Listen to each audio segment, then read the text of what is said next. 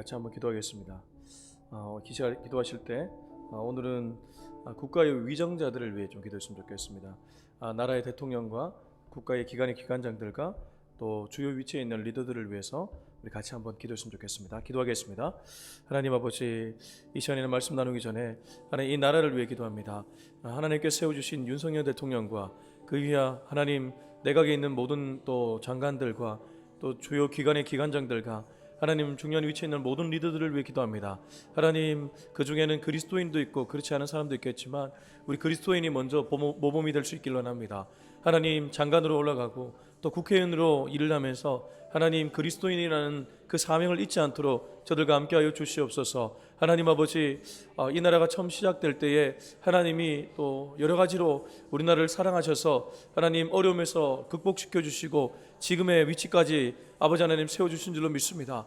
이제는 우리나라가 다른 국가를 섬겨야 될 때인 줄 압니다. 하나님 이 일을 위해서도 우리가 정말 전심전력할 수 있도록 도와주옵소서. 국가의 지도자들이 잘못된 사상을 갖고 있으면 하나님 국가 전체가 잘못된 방향으로 갈 수 있습니다. 하나님 나라의 지도자들에게 올바른 생각을 허락하여 주옵소서. 하나님의 질서를 어기는 그런 행동을 하지 않도록 도와주옵소서. 하나님 정치인들을 우리가 믿을 수 없겠지만 그러나 우리 그리스도인들은 마땅히 교회에서 나라를 위해 지도자들을 위해 기도해야 될 줄로 믿습니다. 하나님 저들이 정말 주님을 두려워하는 마음을 가질 수 있도록 도와주시고 국민을 두려워하는 마음을 가질 수 있도록 주님 도와주시옵소서. 그래서 이 국가가 다시 한번 아버지 반석 위에 설 수 있도록 이 대한민국을 하나님 기쁘게 받아주옵소서.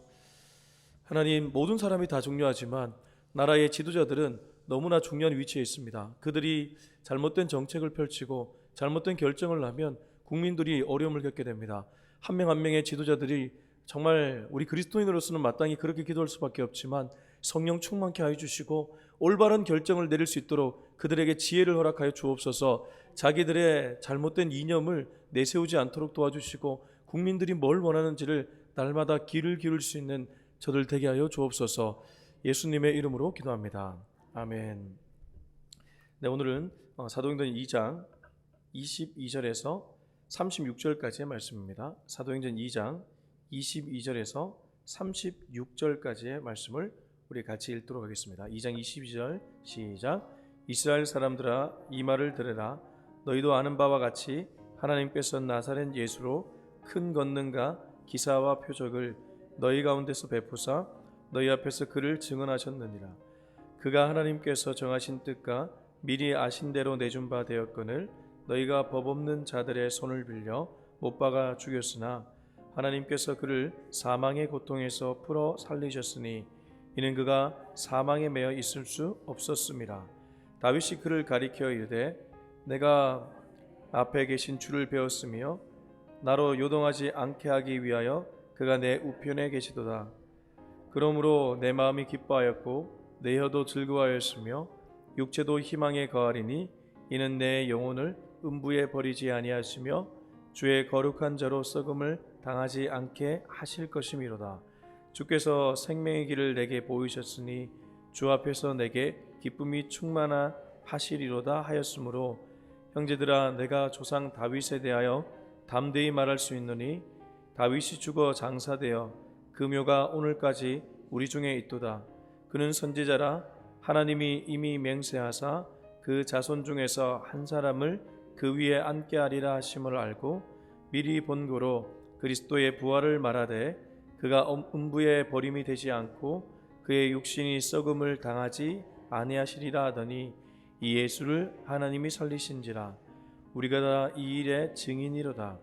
하나님이 오른손으로 예수를 높이심에 그가 약속하신 성령을 아버지께 받아서 너희가 보고 듣는 이것을 부어주셨느니라. 다윗은 하늘에 올라가지 못하였으나 친히 말하이르되 주께서 내 주에게 말씀하시기를 내가 내 원수로 내 발등상이 되게 하기까지 너는 내 우편에 앉아 있으라 하셨도다 하였으니 그런즉 이스라엘 온 집은 확실히 알지니 너희가 십자가에 못 박은 이 예수를 하나님이 주와 그리스도가 되게 하셨느니라 하니라. 아멘. 복음서의 제자들과 사도행전의 제자들은 전혀 다른 모습입니다. 물론 복음서의 제자들도 간혹은 예수님이 원하는 반응을 할 때가 있었습니다. 그러나 거의 대부분은 예수님이 원하지 않는 반응을 하였죠. 그러나 예수님은 그걸 참고 인내해 주셨습니다. 이게 제자훈련입니다. 하나님이 품고 인내해 주는 것, 그리고 때가 이름에 성령 받아 그 가르침을 기억해내고 완전히 바뀌어진 사람으로 살아가는 것, 저는 그게 제자훈련 같아요. 제가 이전 교회에서 제자훈련을 해봤거든요. 오카는 목사님의 칼 세미나를 수료를 했고, 또 그걸 통해서 그 교회가 제자훈련을 하는 교회였기 때문에 베이직 교회를 얘기하는 것이 아니고요. 제자훈련을 해봤는데 하면서 제 자신도 제자훈련에 대한 자꾸 의심이 생기더라고요. 이게 맞는가? 과연 이게 맞을까? 사람은 변화되지 않는 것 같은데, 나도 변화되지 않고 제자훈련을 받는 분들도 이걸 한다고 해서 그렇게 변화되는 것 같지 않고, 이게 맞는가? 라는 생각을 계속 하게 되었습니다. 근데 사도행전을 읽으면서 제자훈련은 결국 성령이 임할 때 가능하구나. 그 전에 예수님은 이 약속하신 성령이 올 때까지 기다리려고 하면서 그냥 끊임없이 제자들을 품고 인내해 주셨구나, 그 생각을 하게 되었습니다. 제가 오늘 이 얘기를 하는 이유는 베드로 때문입니다. 여러분, 베드로 오늘 설교를 하고 있죠. 오순절날 마가의 다락방에 성령 강림이 임했고 어리둥절하는 사람들을 향해 그가 나서서 설교를 하고 있는데, 예전에 베드로 같으면 이런 얘기를 할 수가 없습니다. 오늘 말씀을 가만히 한번 보십시오. 너무 주옥 같아서 이게 갈릴리 오브 베드로가 하는 말이 맞는가 싶을 정도입니다. 성령 받으면 입술이 변화됩니다. 앞서 어떻습니까? 성령 받으니까 방언을 하게 되었습니다. 그러나 오순절 이 사도행전 2장의 방언은 그 방언이 아니라고 제가 거듭 말씀드렸습니다. 오히려 하나님의 큰 일을 증언하는 일이 방언이라고 얘기했죠. 베드로가 그 전형적인 모습을 보여주고 있습니다. 방언 받았습니다. 하나님의 일을 말하기 시작합니다. 도저히 갈릴리 어부가 할 수 없는 말들을 쏟아내기 시작합니다. 한번 보겠습니다. 22절 23절입니다. 시작. 이스라엘 사람들아, 이 말을 들으라. 너희도 아는 바와 같이 하나님께서 나사렛 예수로 큰 권능과 기사와 표적을 너희 가운데서 베푸사 너희 앞에서 그를 증언하셨느니라. 그가 하나님께서 정하신 뜻과 미리 아신 대로 내준 바 되었거늘 너희가 법 없는 자들의 손을 빌려 못 박아 죽였으나. 우선 이스라엘 사람들아 들으라 라고 얘기합니다. 구약에서 쉐마라고 하죠. 쉐마, 들으라. 왜냐하면 믿음은 들음에서 나기 때문입니다. 듣지 않는 사람은 믿음이 생길 수가 없습니다. 이건 제 얘기가 아니고 성경의 얘기입니다. 제자들도 결국 성령 받기 전에 예수님의 가르침을 끊임없이 들었습니다. 듣는 자가 결국 믿음의 길로 나아가게 된다는 것입니다. 아침 예배 왜 들으십니까? 주의 말씀 듣기 위함인 줄로 믿습니다. 베드로는 앉아있는 무리들에게 들으라고 얘기합니다. 너희도 아는 바와 같이 하나님께서 나사렛 예수로 큰 권능과 기사와 표적을 너희 가운데서 베푸사 너희 앞에서 그를 증언하셨느니라. 여기서 중요한 단어 하나가 나옵니다. 나사렛 예수입니다. 베드로는 지금 예수님을 그냥 예수라고 말하고 있지 않고 나사렛 예수라고 말하고 있습니다. 이 당시에 나사렛 그러면 어떤 곳이었을까요? 촌입니다. 촌동네 예수라는 것입니다. 정말 적나라하게 표현하면 지금 베드로는 촌동네 예수로 큰 권능과 기사와 표적을 너희 가운데 베풀었다고 얘기합니다. 왜 하필 베드로가 앉아있는 무리들에게 촌동네 예수를 소환했을까요? 나사렛 그러면 선한 것이 날 수 있느냐? 나다나엘의 고백 기억나시죠? 어찌 나사렛에서 선한 것이 날 수 있느냐? 선입견입니다. 너희들은 예수에 대한 선입견을 갖고 있구나. 나사렛이란 동네에 대해 선입견을 갖고 있구나. 지금 우리가 성령 받아서 방언을 하니까 너희들은 믿지 못하는 거 보니까 선입견을 갖고 있구나. 성령은 우리의 생각으로 제한할 수 없다는 것을 베드로는 나사렛 예수를 통해 얘기하고 있습니다. 그리고 또 하나가 있습니다. 나사렛 예수에서 바로 구원자가 태어난다는 것은 말씀의 성취입니다. 지금 베드로가 얘기하는 것은 하나님의 말씀이 하나도 땅에 떨어지지 않고 성취되고 있음을 알려주는 것입니다. 하나님의 말씀은 절대 땅에 떨어지지 않습니다. 사람의 말은 땅에 떨어질 수 있고 응답되지 않을 수도 있습니다. 그러나 하나님이 혹여 기도 중에 여러분에게 말씀으로 응답을 주셨다면 그건 내 때와 다를 뿐이지 반드시 응답되게 되어 있습니다. 이걸 믿으시는 저와 여러분이 되었으면 좋겠습니다. 그리고 또 하나가 전능함입니다. 나사렛은 고정관념이고, 그리고 인간의 선입견이 있다면, 그게 만약에 선입견이 무너진다면 전능함을 나타내는 또 다른 표징일 겁니다. 그래서 얘기하죠. 나사렛 예수로 큰 권능과 기사와 표적을 너희 가운데 베푸사 너희 앞에서 그를 증언하셨느니라. 하나님은 전능하신 분입니다. 하나님은 우리의 생각을 뛰어넘는 분입니다. 하나님은 우리의 생각 너머에서 역사할 수 있는 분입니다. 제가 거듭 얘기하지만 하나님의 그 사이즈를 우리의 사이즈로 축소시켜서는 안 됩니다. 단지 우리는 우리의 이상으로 자꾸 뭔가를 판단하려고 합니다. 이건 현실적으로 불가능해. 이건 안 돼. 만약 욕망이 아니라면 절대 그런 생각을 가지시면 안 될 것입니다. 하나님이 일을 하기 시작할 때 사람의 그 생각으로 절대 제한시킬 수 없다는 것이죠. 오늘 우리는 사도행전 2장을 읽고 있습니다. 사도행전 1장 2장은 예루살렘을 향한 하나님의 메시지입니다. 그리고 뒤에 가면 3장에서 12장까지는 유대와 사마리아를 향한 하나님의 메시지입니다. 그리고 13장부터 마지막 28장까지는 이방 교회를 향한 하나님의 메시지입니다. 1장 8절 오직 성령이 너희에게 임하시면 너희가 권능을 받고 예루살렘과 유대와 사마리아와 땅끝까지 이르러 내 증인이 되리라. 사도행전은 그 말씀 그대로 이루어집니다. 근데 예루살렘에만 국한되지 않습니다. 유대에만 국한되지 않습니다. 사마리아에만 국한되지 않습니다. 성령은 전역으로 퍼져가기 시작합니다. 이게 바로 전능하신 하나님의 역사인 줄로 믿습니다. 인간의 생각으로 도저히 막을 수 없는 성령의 그 흐름, 우리가 그것에 귀를 기울일 수 있었으면 좋겠습니다. 23절 그가 하나님께서 정하신 뜻과 미리 아신 대로 내준 바 되었거늘 너희가 법 없는 자들의 손을 빌려 못 박아 죽였으나. 23절에서는 정하신 뜻이라는 것이 아주 눈에 들어옵니다. 하나님의 정하신 뜻대로 미리 아신 바대로, 똑같은 말이죠. 내준 바 되었거늘 누구를 내줬다고요? 예수님을 내줬다고 합니다. 예수님이 마치 대제사장과 서기관들에 의해 죽은 것처럼 보여주지만 그건 하나님의 뜻이라는 거죠. 예전에 이스라엘 백성이 BC 586년경에 바벨론 느부갓네살에 의해 함락당하지 않습니까? 근데 예레미야는 그거를 하나님의 뜻이라고 얘기합니다. 하나님이 몽둥이를 들어서 이스라엘을 때려서 정신 차리게 만들려고 바벨론 포로로 끌려가게끔 만들었다는 것이죠. 느부갓네살은 그렇게 생각했을까요? 그렇게 생각하지 않았을 겁니다. 우리나라가 대단하고 우리의 군사력이 대단하기 때문에 이스라엘을 짓밟았다고 생각했을 겁니다. 근데 그거 아니라는 거예요. 세상 사람들은 자기들의 힘이 있다고 생각할지도 모릅니다. 그리스도인은 그렇게 생각해서는 안 됩니다. 모든 것은 하나님의 주권으로 흘러가는 줄로 믿습니다. 하나님의 섭리로 이끌림을 받는 줄로 믿습니다. 그렇기 때문에 우리가 늘 분별해야 될 것은 하나님의 뜻입니다. 우리 로마서 12장 말씀 한번 보겠습니다. 로마서 사도행전 뒤편에 있죠. 12장 2절의 말씀입니다. 로마서 12장 2절의 말씀, 제가 너무 좋아하고 자주 암송하는 말씀인데 오늘도 하나님이 우리에게 주시는 메시지라고 생각합니다. 로마서 12장 2절을 같이 읽겠습니다. 시작. 너희는 이 세대를 본받지 말고 오직 마음을 새롭게 함으로 변화를 받아 하나님의 선하시고 기뻐하시고 온전하신 뜻이 무엇인지 분별하도록 하라. 우리가 매일 기도 제목에서 빠뜨리지 말아야 될 것이 있다면 바로 로마서 12장 2절의 말씀인 줄로 믿습니다.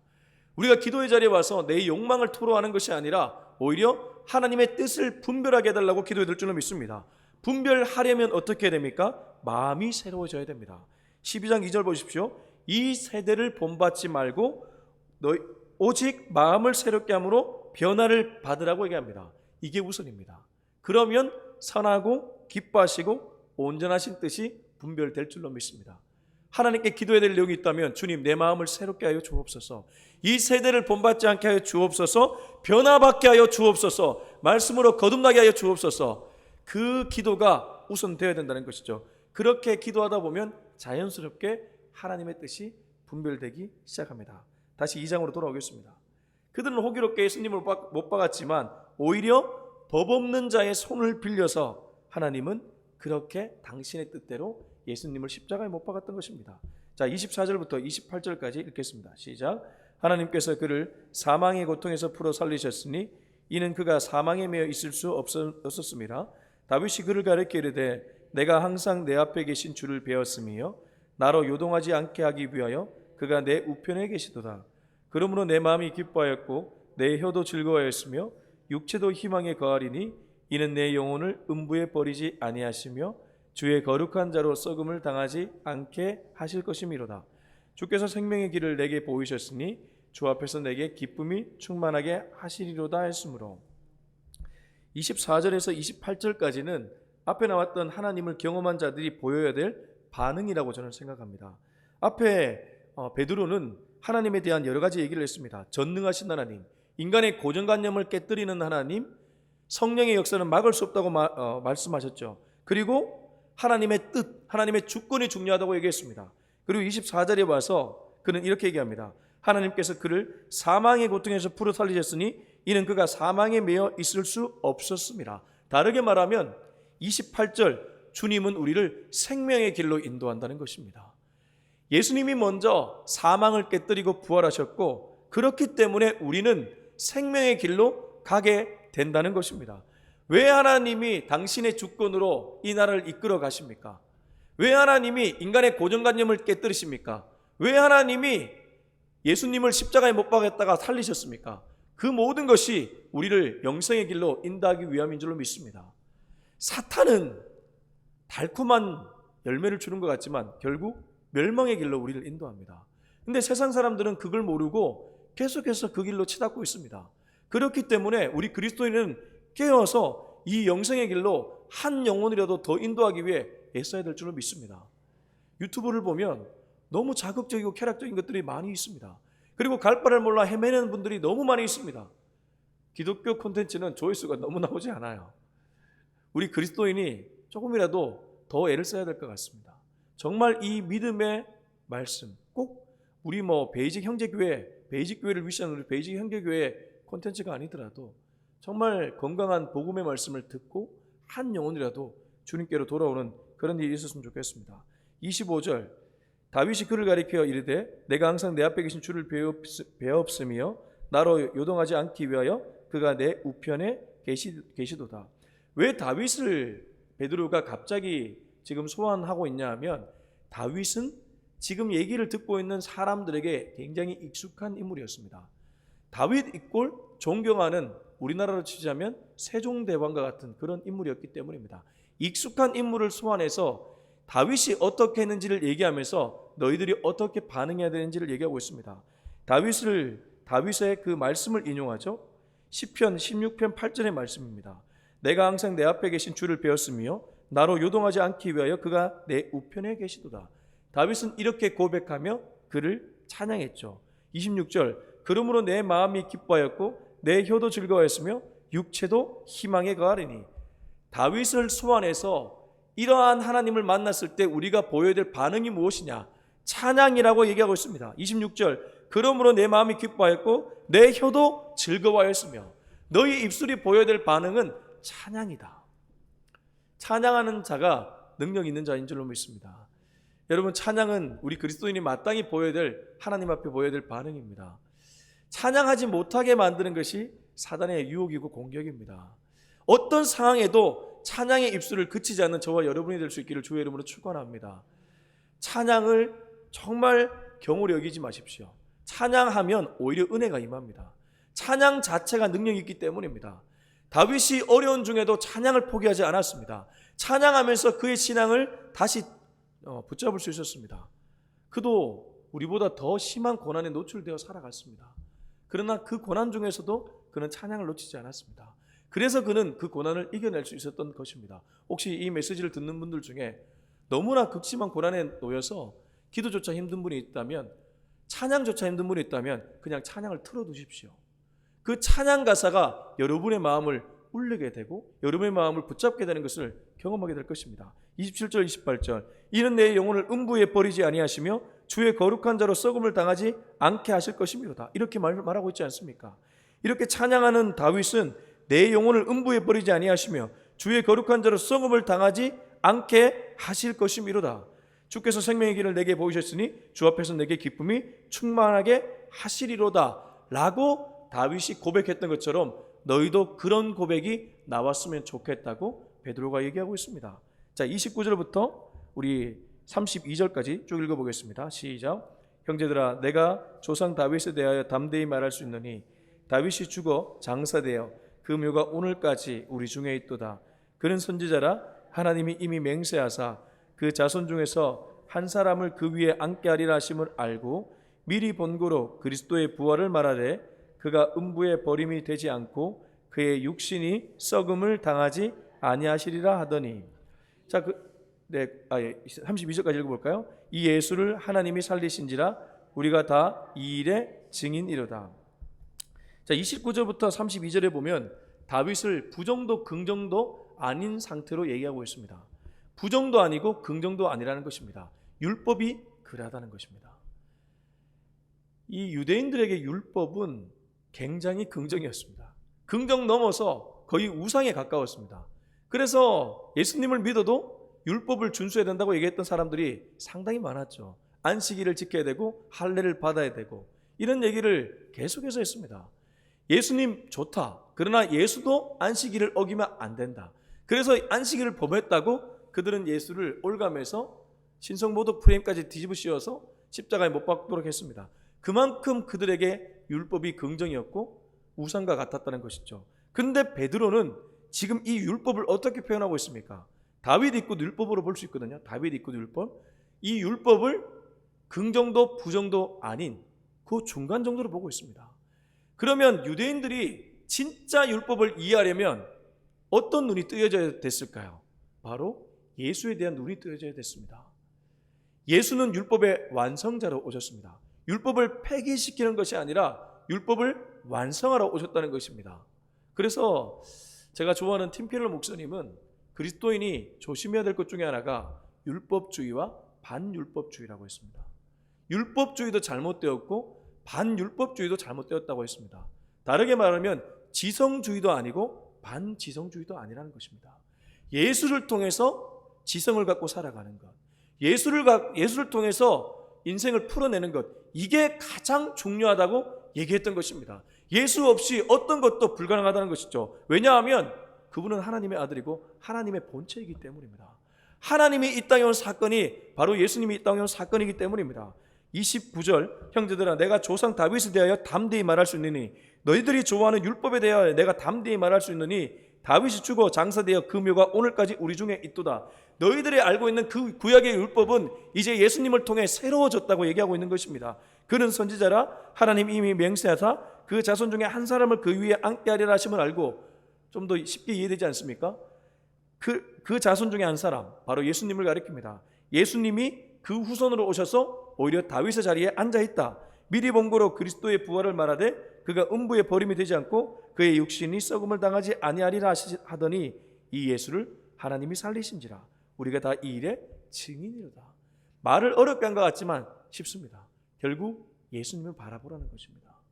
주 예수를 바라보라는 것입니다. 너희의 어떤 문제가 있더라도 예수님을 바라볼 때 예수를 통해 문제가 하나씩 하나씩 해결되어 나가기 시작한다는 것입니다. 저도 어렸을 때 이 얘기를 정말 많이 들었습니다.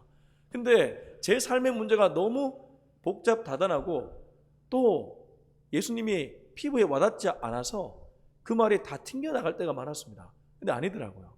제가 목회하면 할수록 더 절실하게 깨닫는 것은 내 마음에 예수님으로 꽉 차 있으면 문제가 아니게 됩니다.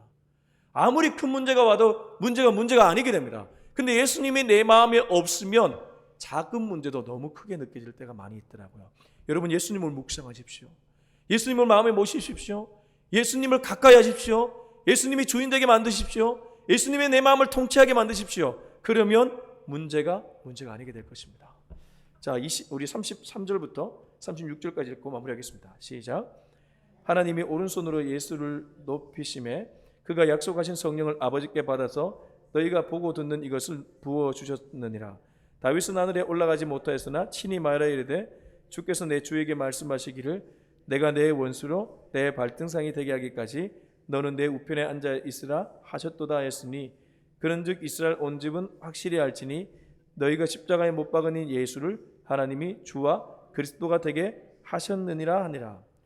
보십시오. 하나님이 끊임없이 누구를 높이고 있습니까? 예수님을 높이고 있습니다. 하나님이 다윗을 높이는 것이 아니라 율법을 높이는 것이 아니라 예수를 통해 다윗을 다윗되게 만들었습니다. 다르게 말하면 예수를 통해 율법을 율법되게 만들었다는 것이죠. 하나님이 오른손으로 예수를 높이심에 그가 약속하신 성령을 아버지께 받아서 너희가 보고 듣는 이것을 부어주셨느니라. 지금 이들이 방언하고 예언하고 지금 이런 모습은 예수님의 약속, 하나님의 약속 그대로 이루어지는 것이다. 다윗은 하늘에 올라가지 못하였으나 친히 말하여 이르되 주께서 내 주에게 말씀하시기를 내가 내 원수로 내 발등상이 되게 하기까지 너는 내 우편에 앉아 있으라 하셨도다 했으니 그런즉 이스라엘 온 집은 확실히 알지니 너희가 십자가에 못 박은 이 예수를 하나님이 주와 그리스도가 되게 하셨느니라 하니라. 36절을 우리 마지막으로 한 번 더 읽어볼까요? 36절 시작. 그런즉 이스라엘 온 집은 확실히 알지니 너희가 십자가에 못 박은 이 예수를 하나님이 주와 그리스도가 되게 하셨느니라 하니라. 이스라엘 온 집은 여기에 모인 우리, 그리고 오늘 메시지를 듣는 우리 모두를 가리킵니다. 확실히 알지니 너희가 십자가에 못 박은 이 예수를 하나님은 주와 그리스도가 되게 하셨느니라. 지금도 나도 모르는 사이에 예수님을 십자가에 못 박을지 모릅니다. 예수님 잠깐 옆에 계십시오. 내가 할게요. 그렇게 하는 것이 다 십자가에 못 박는 일입니다. 예수님이 내 인생의 주인 되지 않게 만드는 모든 일이 예수님을 십자가에 못 박는 일이라는 것입니다. 근데 오늘 베드로는 이스라엘 온 집아 확실히 알지니 너희가 십자가에 못 박은 이 예수를 하나님은 주와 그리스도가 되게 하셨다. 너희의 구원자가 되게 하셨다는 뜻입니다. 내가 십자가에 못 박을 때 하나님은 다시 예수님을 끌어내셔서 우리의 그리스도, 우리의 메시아가 되게 한다는 뜻입니다. 여러분, 그러므로 언제나 예수님을 먼저 바라보고 먼저 생각하는 저와 여러분이 될 수 있길 예수님의 이름으로 축원합니다. 기도하겠습니다. 이 시간 함께 기도할 때 주님, 어떤 문제가 있더라도 예수님이 내 마음에 꽉 차 있으면 어떤 문제도 문제가 아니게 됩니다. 그러나 예수님이 내 마음에 차 있지 않고 예수님이 내 손에 있지 않으면 문제 하나도 나는 해결할 수 없는 나약한 인간일 뿐입니다. 이 사실을 분명하게 깨닫고 오늘도 예수님의 십자가 그늘 아래 들어가는 우리 모두가 되게 하여 주옵소서. 우리 같이 한번 기도하겠습니다. 하나님 아버지, 말씀에 감사합니다. 하나님, 나도 모르는 사이에 나도 예수님을 십자가에 못 박을 때가 있습니다. 저도 모르는 사이에 제가 예수님을 십자가에 못 박을 때가 있음을 솔직하게 고백합니다. 하나님, 이 더러운 손으로 하나님 아버지 예수님을 십자가에 못 박아 놓고도 못 박지 않았다고 아버지 하나님 그렇게 얘기할 때도 많이 있는 것 같습니다. 예수님 잠깐 저기 계십시오. 제가 먼저 일을 할게요. 이 모습 자체가 십자가에 못 박는 일인데 주여 내가 그렇게 살아가고 있는 건 아닌지 돌아봅니다. 주님, 교회를 목양하고 목회하면서도 예수님 중심으로 하는 것이 아니라 내 중심으로 하거나 또 성도님들의 생각을 너무 많이 듣고 있다면 그것도 문제입니다. 언제나 예수님의 생각을 먼저 듣고 예수님의 뜻이 어디 있는지를 먼저 분별할 수 있는 제가 되게 하여 주시옵소서. 예수님의 내 마음에 꽉 차 있으면 어떤 문제도 문제가 아닌 줄로 믿습니다. 주여 언제나 예수님을 가까이 할 수 있는 우리 모두 되게 하여 주옵소서. 이제는 우리 주 예수 그리스도 은혜와 하나님의 사랑과 성령의 그 놀라우신 은혜가 언제나 예수님을 1순위 삼아 예수님을 통해 모든 문제를 바라보기로 다짐하는 우리 모두의 머리 위에 지금부터 영원토록 함께하기를 간절히 축원하옵나이다. 아멘.